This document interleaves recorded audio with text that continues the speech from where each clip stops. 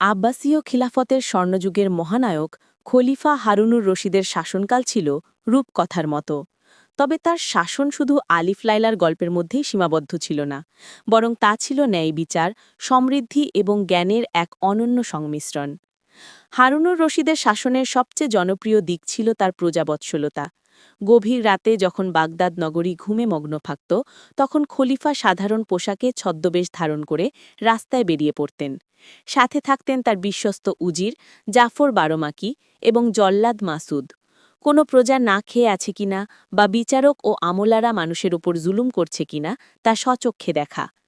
এই গোপন সফরের কারণে প্রজাদের প্রকৃত অবস্থা তার কাছে গোপন থাকত না, যার ফলে তিনি দ্রুত অভাবী মানুষের কষ্ট দূর করতে পারতেন।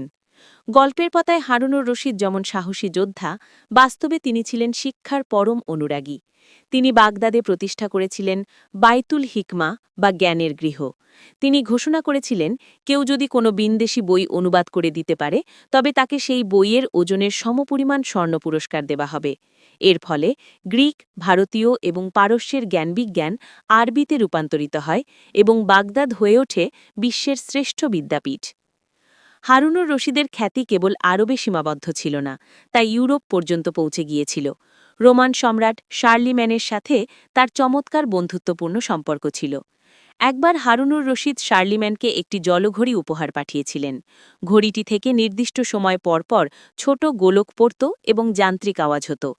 ইউরোপের মানুষ তখন এমন প্রযুক্তি দেখেনি।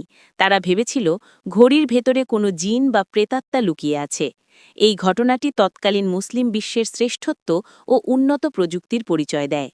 হারুনুর রশিদের দরবারে বিচার ব্যবস্থাকে সর্বোচ্চ গুরুত্ব দেওয়া হতো। তিনি প্রখ্যাত ইমাম আবু ইউসুফকে কাজী উল কুজাত বা প্রধান বিচারপতি নিয়োগ করেছিলেন। আইন সবার জন্য সমান ছিল, এমনকি খলিফার নিজের বিরুদ্ধেও কেউ অভিযোগ করলে তাকে আদালতে দাঁড়াতে হতো। কৃষি ব্যবস্থার উন্নতির জন্য তিনি কিতাবুল খারাজ নামক একটি কর নীতিমালা তৈরি করান, যা কৃষকদের ওপর জুলুম কমিয়ে দেয়। হারুনুর রশিদের সময় বাগদাদ ছিল বিশ্বের সবচেয়ে ধনী শহর।